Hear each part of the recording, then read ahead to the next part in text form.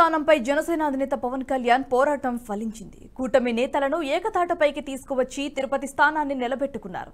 Tirupati Janasena seat Aruni శ్రీనివాసులను declare చేశారు. NDA కూటమిలో ఉన్న జనసేనకు తిరుపతి సీటు కేటాయించారు. టీడీపీ పరంగా తిరుపతి అసెంబ్లీ సీటు తొలగించనుంది. ఇక తొలి నుంచి కీలకమే. ప్రతిసారి ఎన్నికల్లో పార్టీ అభ్యర్థి ఎంపికపై స్థానికంగానే కాకుండా జిల్లా వ్యాప్తంగా కూడా జనం ఆసక్తి చూపుతూ ఉంటారు. అయితే ఈసారి జనసేనతో పొత్తు కారణంగా అభ్యర్థి ఎంపిక మరింత ఆసక్తికరంగా మారింది. 6 నెలల కిందటే జనసేనతో పొత్తు ఉంటుందని ప్రాథమికంగా నిర్ధారణ కావడంతో పొత్తుల్లో భాగంగా తిరుపతి సీటు జనసేనకే కేటాయిస్తారన్న అంచనా జనంలో మొదలైంది.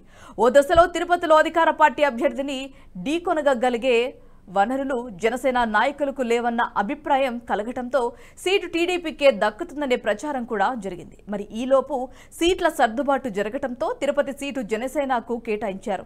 ఇక ఆ వెంటనే బీజేపీ కూడా కూటమిలో చేరటంతో తిరుపతి సీటును బీజేపీ కోరుతుందన్న ప్రచారం ప్రారంభమైంది. చిత్తూరు వైసీపీ ఎమ్మెల్యే అరుణి శ్రీనివాసులు ఆ పార్టీని వీడి జనసేనలో చేరిపోయారు. తిరుపతి సీటు జనసేనకు కేటాయించడంతో టీడీపీ నేతలు సుగుణమ్మ, ఊక విజయ్ కుమార్ జనసేనలో చేరి టికెట్ తెచ్చుకునేందుకు సిద్ధపడ్డారు. వీరి ప్రయత్నాలు కొనసాగుతుండగానే రాజంపేట టీడీపీ నేత నరహరి జనసేనలో చేరారు. తిరుపతి టికెట్ కోసం ఒత్తిడి పెరగడంతో తొలుత చిత్తూరు ఎమ్మెల్యే శ్రీనివాసులపై ఐవీఆర్ఎస్ సర్వే నిర్వహించారు. సర్వేలో ఆయన పట్ల అత్యధికులు వ్యతిరేకత కనబరిచినట్లుగా తేలడంతో ఆయన పేరు పక్కన పెట్టి గంట నరహరి వైపు మొగ్గు చూపుతున్నారని ప్రచారం జరిగింది. కానీ తిరుపతి అభ్యర్థిగా శ్రీనివాసులను ఖరారు చేశారు జనసేనాని పవన్ కళ్యాణ్. అయితే తాజాగా నిర్వహించిన సమావేశంలో కూడా తిరుపతి సీటు మార్చేది లేదని నేతలు స్పష్టం చేశారు. దీంతో కూటమి నేతలను ఏకతాటిపైకి తీసుకురావడంలో పవన్ కళ్యాణ్ సక్సెస్ అయ్యాడనే చెప్పాలి. మొత్తానికి తిరుపతిలో జనసేన, శ్రీకాళహస్తిలో టీడీపీ బరిలో దిగుతున్నాయి.